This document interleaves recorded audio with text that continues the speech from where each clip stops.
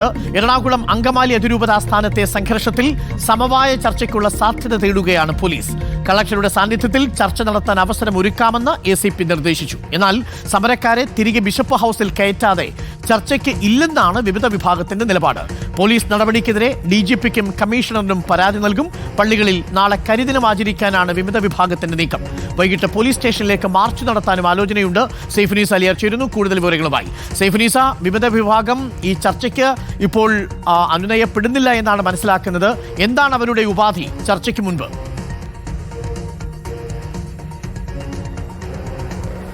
അരുൺകുമാർ, ഇപ്പോൾ പ്രതിഷേധം തുടരുക തന്നെയാണ്. രാവിലെ 5 മണിയോടുകൂടിയാണ് പോലീസ് നടപടിയിൽ പ്രതിഷേധിച്ച് എറണാകുളം അങ്കമാലി അതിരൂപതയിലെ പ്രധാന ദേവാലയമായ സെന്റ് മേരീസ് കത്തീഡ്രൽ ബസിലിക്കയുടെ മുൻപിൽ പ്രതിഷേധം തുടങ്ങിയത്. ബസിലിക്കയുടെ പുറത്ത് വിവിധ വിഭാഗം ഇപ്പോഴും പ്രതിഷേധം തുടരുകയാണ്. പോലീസിന് എതിരെയാണ് ഇപ്പോൾ ഇവരുടെ പ്രതിഷേധം നടത്തുന്നത്. പോലീസിന്റെ നടപടി, അതായത് ഈ ബിഷപ്പ് ഹൗസിന് പള്ളിയോട് ചേർന്നുള്ള ബിഷപ്പ് ഹൗസിലായിരുന്നു 21 വൈദികർ പ്രാർത്ഥനാ യജ്ഞം നടത്തിക്കൊണ്ടിരുന്നത്. കഴിഞ്ഞ 3 ദിവസമായി സമരം യജ്ഞം നടക്കുകയായിരുന്നു. പക്ഷേ ഈ ബിഷപ്പ് ഹൗസിന് ബുദ്ധിമുട്ടുണ്ടാക്കുന്നു, അവരുടെ ജീവനക്കാരെ അടക്കം ഭീഷണിപ്പെടുത്തുന്നു എന്നൊക്കെ ഉള്ള പരാതി അപ്പോസ്തോലിക് അഡ്മിനിസ്ട്രേറ്ററുടെ ഭാഗത്ത് നിന്ന് പോലീസിന് ലഭിച്ചതിന് പിന്നാലെയാണ് ഇന്ന് പുലർച്ചയോടുകൂടി 5 മണിയോടെ പോലീസ് എത്തി ബിഷപ്പ് ഹൗസിലെ മുൻപിൽ സമരം നടത്തിയിരുന്ന വൈദികരെ ബലം പ്രയോഗിച്ച് അവിടെ നിന്ന് നീക്കിയത്. അതേ തുടർന്ന് അച്ഛന്മാരെല്ലാവരും തന്നെ ഈ പള്ളിയുടെ കോമ്പൗണ്ടിനകത്ത് കയറി ഇപ്പോൾ അവിടെ പ്രതിഷേധിക്കുകയാണ്. അതിനിടെയാണ് പലതവണ പോലീസിന്റെ ഭാഗത്ത് നിന്ന് ഒരു അനുരഞ്ജന ശ്രമം നടത്തിയത്. കളക്ടറുടെ സാന്നിധ്യത്തിൽ ചർച്ച നടത്താമെന്നും അതിനുള്ള അവസരം ഒരുക്കാമെന്നും പോലീസ് ഇല്ലാതെ തന്നെ ചർച്ച നടത്തിക്കോളൂ, പോലീസിനെതിരെ ആരോപണം നിൽക്കുന്നതുകൊണ്ട് പോലീസ് ഇല്ലാതെ തന്നെ ചർച്ച നടത്തിക്കോളൂ എന്ന് പറയുമ്പോഴും വിമത വിഭാഗത്തിന്റെ നിലപാട് ബിഷപ്പ് ഹൗസിൽ നിന്ന് ഇറക്കിവിട്ട വൈദികരെ, അതായത് അതിനു മുൻപിൽ പ്രാർത്ഥനാജ്ഞം നടത്തിക്കൊണ്ടിരുന്ന 21 വൈദികരെയും തിരിച്ചു കയറ്റാതെ ഈ സമരത്തിൽ നിന്ന് പിന്നോട്ടില്ല, ഈ രീതിയിൽ തന്നെ പ്രതിഷേധം തുടരും, ഒരു രീതിയിലുള്ള അനുരഞ്ജന ശ്രമത്തിനും നിൽക്കില്ല എന്നുള്ളതാണ് ഇപ്പോൾ നമുക്ക് കാണാം. ദൃശ്യങ്ങളിൽ വൈദികരും ഒപ്പം തന്നെ വിമത വിഭാഗം വിശ്വാസികളുമായി 100 കണക്കിന് ആളുകളാണ് പള്ളിയുടെ പുറത്ത് തമ്പടിച്ചിരിക്കുന്നത്. പള്ളിക്ക് അകത്തും വൈദികർ തുടരുകയാണ്. അതിൽ ഒരു വൈദികർക്ക് കൈക്ക് പരിക്കേറ്റിട്ടുണ്ട് എന്നാണ് പ്രതിഷേധക്കാർ പറയുന്നത്. അദ്ദേഹത്തിന് ഇപ്പോൾ ആശുപത്രിയിൽ നിന്ന് ഡോക്ടർമാരെത്തി ചികിത്സ നൽകി, കൈ പ്ലാസ്റ്റർ ഇട്ടിട്ടുണ്ട്.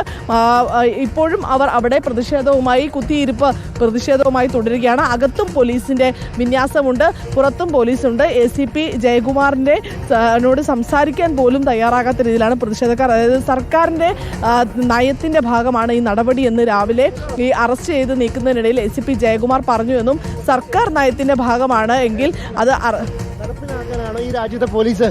ഒരു മതേതര രാജ്യമല്ലേ ഇത്, ജനാധിപത്യ രാജ്യമല്ലേ ഇത്?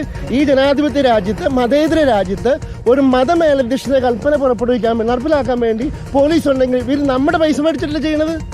ഇവിടെ ഇറാനിൽ മത പോലീസ് ഉണ്ടെന്ന് ഞാൻ കേട്ടിട്ടുണ്ട്. ഈ കേരളത്തിൽ മത പോലീസ് ഉണ്ടോ? ഒരു റിലീജിയസ് പോലീസ്? ഞങ്ങൾ ചോദിച്ചു, നിങ്ങളുടെ ഡോക്യുമെന്റ് ഉണ്ടോ? ഡോക്യുമെന്റ് കാണിക്കാനില്ല. നിങ്ങളുടെ അറസ്റ്റ് വാറന്റ് ഉണ്ടോ? ഇല്ല. ഞങ്ങൾ തെറ്റ് ചെയ്തിട്ടുണ്ടെങ്കിൽ അറസ്റ്റ് ചെയ്ത് നീക്കാൻ പറഞ്ഞു, അവർ റെഡിയല്ല. ബലമായിട്ട് പിടിച്ച് വൈദികര് ആരെങ്കിലും ആകട്ടെ, വൈദികരാകട്ടെ മനുഷ്യരാകട്ടെ, നിയമവിരുദ്ധമായിട്ട് പോലീസ്, നിയമം പാലിക്കേണ്ട പോലീസ് നിയമവിരുദ്ധമായിട്ട് പ്രവർത്തിക്കുന്നതാണ് ഇവിടുത്തെ പ്രശ്നം. അതാണ് നിങ്ങൾ ശ്രദ്ധിക്കേണ്ടത്. നിയമവിരുദ്ധമായിട്ടൊരു പോലീസ്, നിയമം പാലിക്കേണ്ട പോലീസ് നിയമവിരുദ്ധമായിട്ട് പ്രവർത്തിക്കുന്നത് നമ്മൾ ഗൗരവമായിട്ട് എടുക്കേണ്ടത്. ഇപ്പൊ നിങ്ങൾ സമരം തുടരുകയാണെങ്കിൽ അതിനൊരു പോംവഴി വേണമല്ലോ. സമരത്തിൽ നിന്ന് പിന്മാറണമെങ്കിൽ നിങ്ങളുടെ ആവശ്യങ്ങൾ എന്തൊക്കെയാണ്? ഞങ്ങളുടെ ആവശ്യങ്ങൾ നേരത്തെ പറഞ്ഞിട്ടുണ്ടല്ലോ. ഈ അതിരൂപതയിൽ ഇവിടുത്തെ സമിതികളുണ്ട്, വൈദിക സമിതികളുണ്ട്, അൽമായർ ഉൾപ്പെടുന്ന സമിതികളുണ്ട്. ഇതെല്ലാം പുനഃസ്ഥാപിച്ചിട്ട് ചർച്ചയ്ക്ക് റെഡിയാകാൻ ഞങ്ങൾ പറഞ്ഞിട്ടുള്ളൂ. കളക്ടറുടെ സാന്നിധ്യത്തിൽ ചർച്ച നടത്താമെന്ന് പോലീസ് പറയുന്നുണ്ട്. കളക്ടറുടെ സാന്നിധ്യത്തിൽ ഞങ്ങൾ കളക്ടറുടെ സാന്നിധ്യത്തിൽ എന്തിനു ചർച്ച നടത്തണം? ഞങ്ങൾക്ക് കളക്ടറുമായിട്ട് എന്തെങ്കിലും പ്രശ്നമുണ്ടോ? ഈ ക്യൂരിയ, ഇവിടുത്തെ ക്രിമിനൽ ക്യൂരിയ ജോഷി എന്ന വ്യക്തി പല കേസുകളിൽ പ്രതിയായ വ്യക്തിയാണ്. ഞാൻ ഇത്ര വൈകാരികമായിട്ട് സംസാരിക്കാൻ എന്റെ വേദന ഉൾക്കൊണ്ടതുകൊണ്ടാണ്. അല്ലാതെ ആ രീതിയിൽ നിങ്ങൾ എടുക്കാവുള്ളൂ. ഞങ്ങളുടെ ഉള്ളിൽ ഇവിടെ ഇരിക്കുന്ന 21 പേരുടെ വേദന ഞങ്ങളുടെ വേദനയാണ് മനസ്സിലാക്കണം, വേറെ ആരുടെയും വേദനയല്ല, ഇവിടുത്തെ ജനങ്ങളുടെ വേദനയാണ്. അതുകൊണ്ട് ചർച്ചയ്ക്ക് ഞങ്ങൾ റെഡിയാണല്ലോ.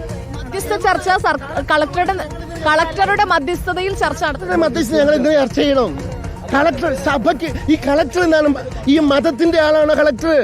ഞങ്ങളുടെ പ്രശ്നം ആരുമായിട്ട്? ബിഷപ്പുമായിട്ടാണ്. ഈ ബിഷപ്പുമായിട്ട് സംസാരിക്കാൻ വേണ്ടിയിട്ട് പല പ്രാവശ്യം ഞങ്ങളോട് വന്നു, ഞങ്ങൾ അകത്ത് കയറ്റിയില്ല.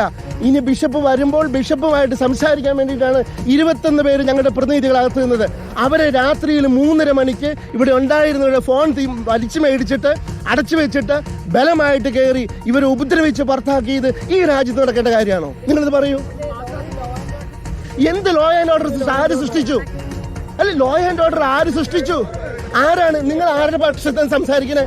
മാധ്യമങ്ങൾ ആരുടെ പക്ഷത്താണ് സംസാരിക്കുന്നത്? നിങ്ങൾ ലോ ആൻഡ് ഓർഡർ, നിങ്ങൾ എന്ത് ലോ ആൻഡ് ഓർഡർ ഉള്ളത്? ഇന്നലെ ഇവിടെ ഒരു SHO വന്നു. SHO വന്നപ്പോൾ ചോദിച്ചു, ഞങ്ങൾ ആരുടെ സഞ്ചാര സ്വാതന്ത്ര്യമാണ് മുടക്കിയേക്കുന്നത്? അവർ പറഞ്ഞില്ല, നിങ്ങൾ ആരുടെ മുടക്കിയിട്ട്? ഞങ്ങളെ വിളിച്ചു, ഞങ്ങൾ വന്നു. അവരോട് പുറത്തിറങ്ങാൻ പറഞ്ഞു. ഇവിടെയുള്ള പ്രൊക്രേറ്റർ ജോഷി പൊതുവെയും ഒരു പാലക്കപ്പിൾ എന്ന വികാരം പുറത്തിറങ്ങി നടക്കട്ടെ, ഒരു പ്രശ്നമില്ല. പോലീസ് തിരിച്ചു പോയി. അവർ പ്ലാൻ ചെയ്തിട്ട് എന്നിട്ട് നിങ്ങൾ ലോ ആൻഡ് ഓർഡർ പ്രശ്നം ഉണ്ടാക്കിയതാണ് ഈ പോലീസാണ്. ബിഷപ്പ് ഹൗസിന്റെ പ്രവർത്തനങ്ങളെ ബാധിക്കുന്നു എന്നുള്ളതാണ് അവിടെ ഈ സമരവുമായി പ്രത്യേകിച്ച് എന്തോ ബിഷപ്പ് ഹൗസിന്റെ പ്രവർത്തനങ്ങൾ അടക്കം ബാധിക്കുന്ന തരത്തിലാണ് സമരം. ബിഷപ്പ് ഹൗസിന്റെ പ്രവർത്തനങ്ങൾ അടക്കം ബാധിക്കുന്നത് കൊണ്ടാണ് ഞങ്ങൾ ബിഷപ്പ് ഹൗസിലേക്ക് വന്നത്. ഞങ്ങൾക്ക് ഇതിന്റെ അകത്ത് കയറാൻ പാടില്ല. ഞങ്ങളെല്ലാം ഇടവകയിൽ ഇരിക്കുന്നവര്, ഞങ്ങളുടെ ഇടവകയിൽ നിന്ന് ആൾക്കാർ ഇങ്ങോട്ട് വരുന്നത്. ഞാൻ സെന്റ് ആന്റണീസ് ചർച്ച് ആയിരൂർ. അതൊക്കെ ഇമ്മറ്റീരിയൽ ആയിട്ടുള്ള കാര്യങ്ങളാണ് ഈ ചോദ്യങ്ങൾ. നിങ്ങൾ ഇഷ്യൂ ഫോക്കസ് ചെയ്യുക. എന്താണ് ഇഷ്യൂ എന്ന് മനസ്സിലാക്കുക. ഇതൊരു ഞാൻ ചോദിക്കട്ടെ, പിണറായിയുടെ പോലീസ് മത പോലീസാണോ?